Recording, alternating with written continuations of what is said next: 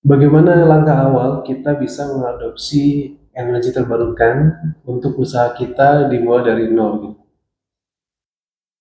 Kita ingin mencoba ya pada saat sekarang ini di isu lingkungan yang begitu kuat pada saat ini, masalah terkait dengan pemanasan global dan beberapa dampak-dampak lainnya terhadap lingkungan, dan yang sudah semakin parah sekarang adalah yang naiknya makin tingginya air laut ya di Jakarta, kemudian turunnya tinggi tanah di Jakarta, di mana berdampak kepada tenggelamnya daratan di Jakarta jika hal ini tidak kita antisipasi dari sekarang.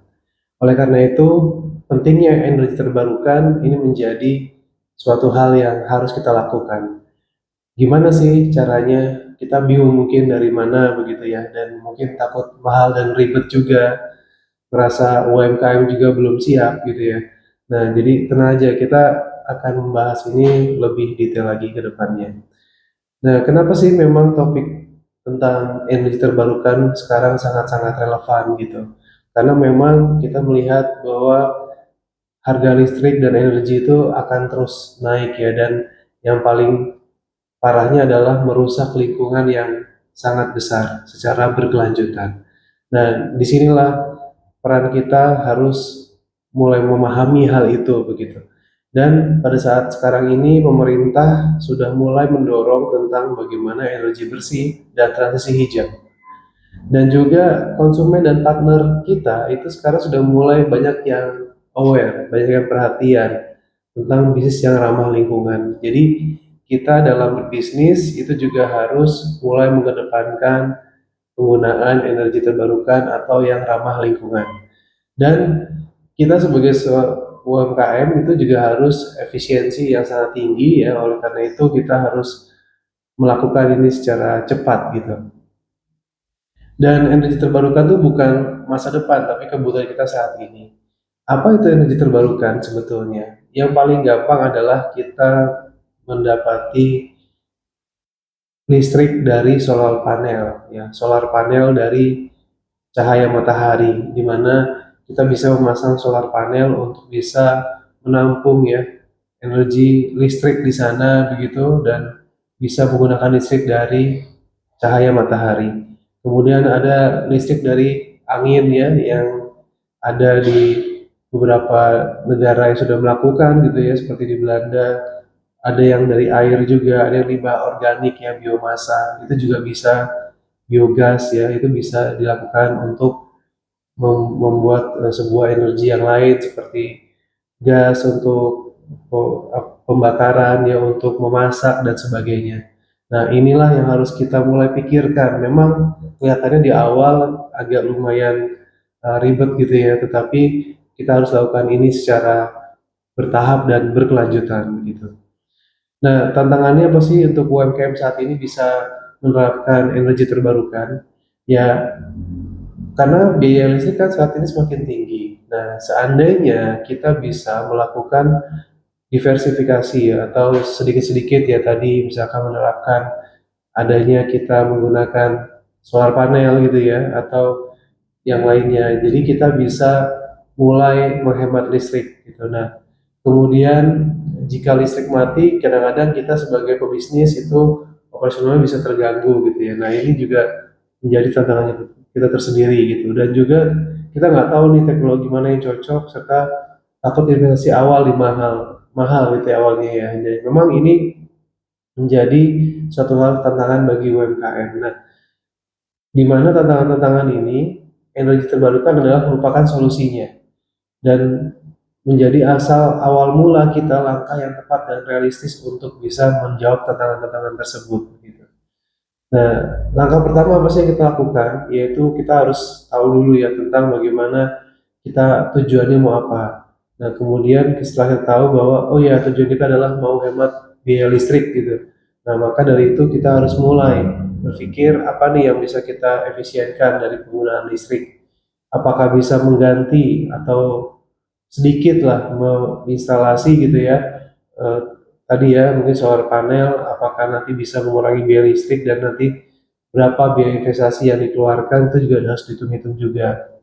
Kemudian ada cadangan saat mati lampu misalnya, kalau itu sering terjadi ya. Kemudian kita juga ingin membangun misalkan citra bisnis yang ramah lingkungan.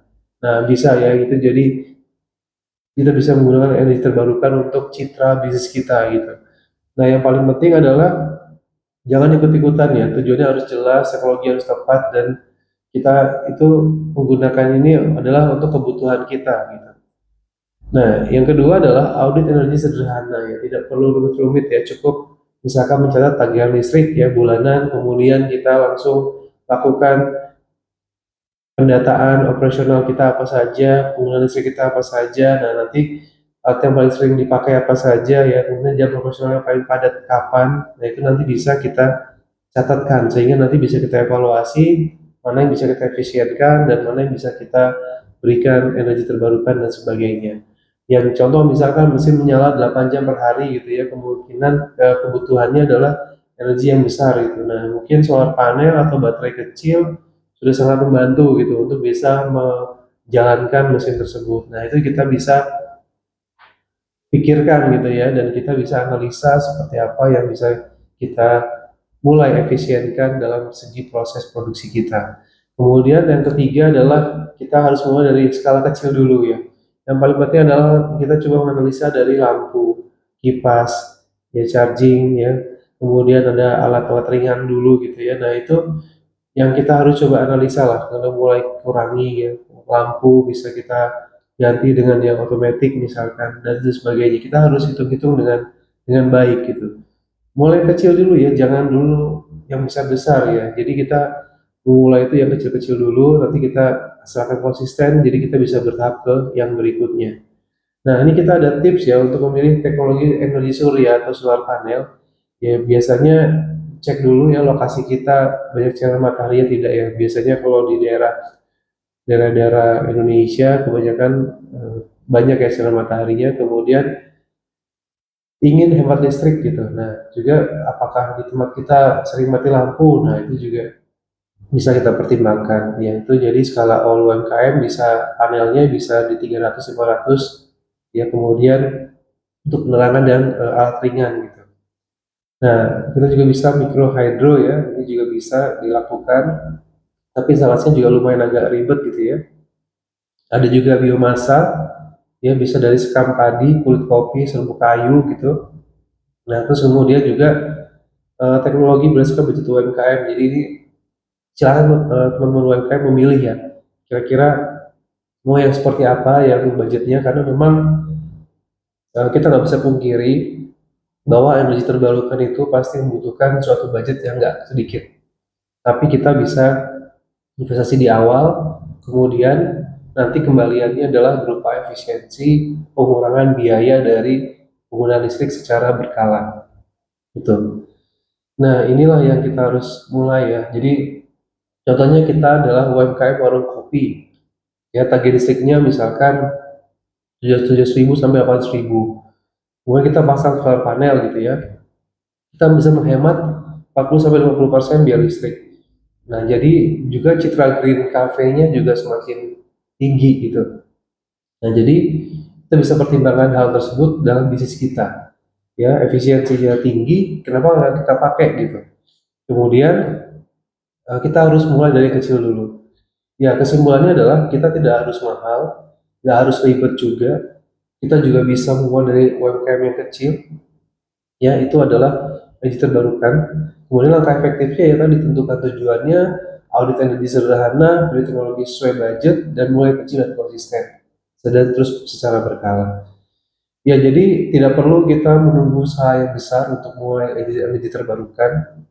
Mulai dari sekarang, dari yang kecil tapi nyata kita lakukan.